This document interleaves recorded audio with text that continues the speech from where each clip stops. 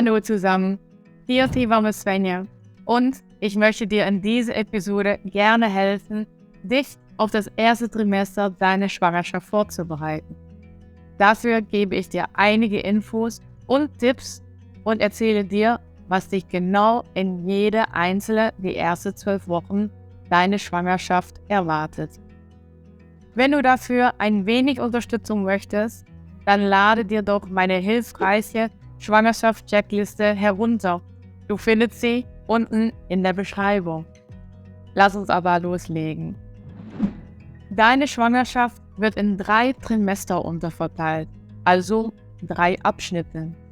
Das erste Trimester dauert von Woche 1 bis 12.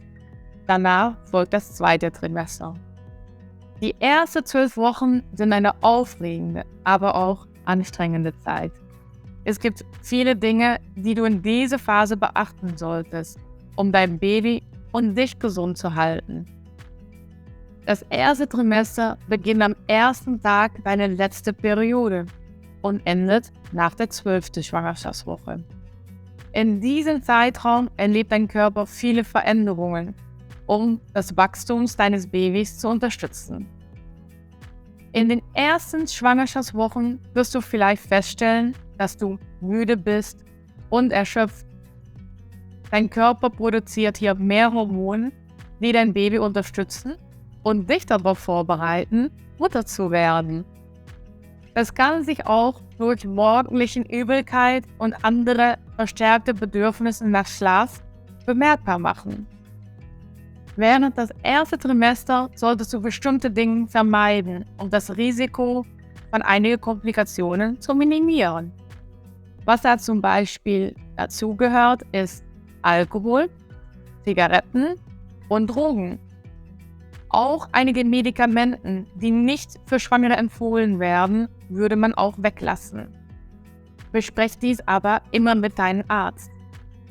Auch rohes Fleisch, Fisch und Eier solltest du vermeiden, um das Risiko auf eine Lebensmittelvergiftung und einige Infektionen zu minimieren.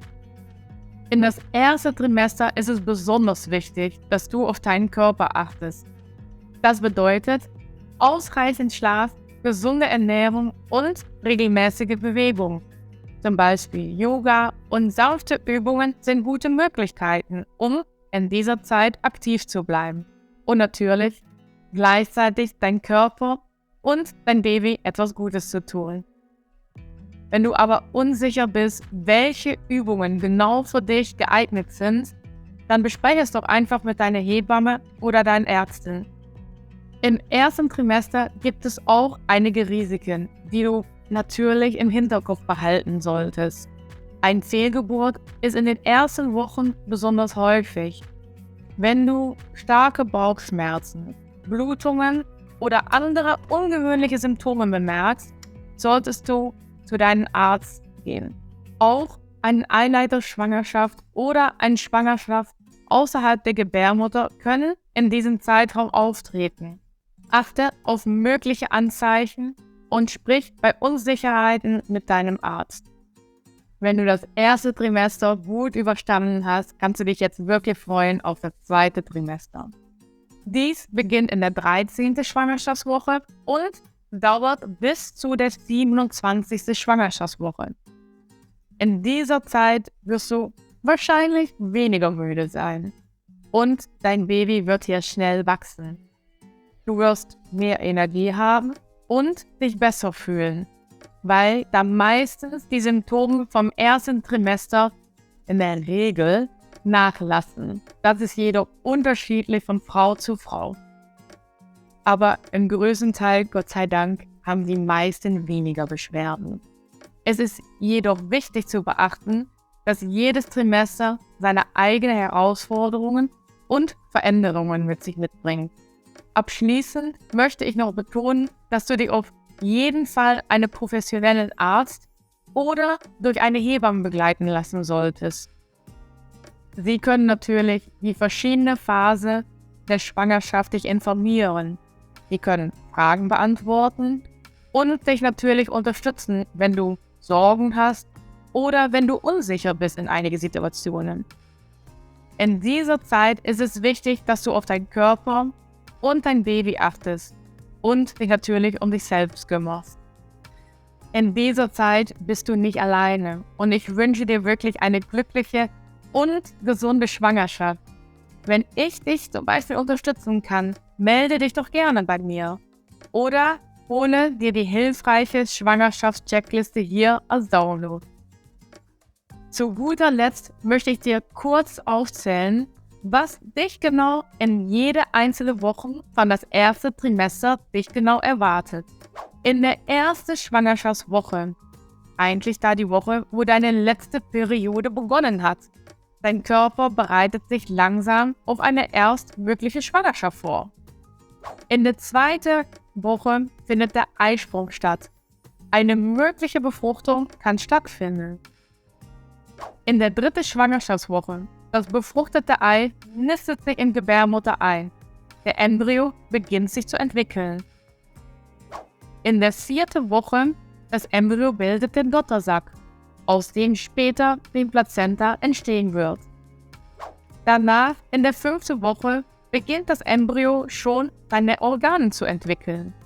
Schwangerschaftswoche 6. Der Embryo hat etwa die Größe eines Stecknadelkopfes. Das Herz beginnt zu schlagen. In der 7. Woche entwickelt das Embryo schon Gliedmaßen und beginnt sich zu bewegen.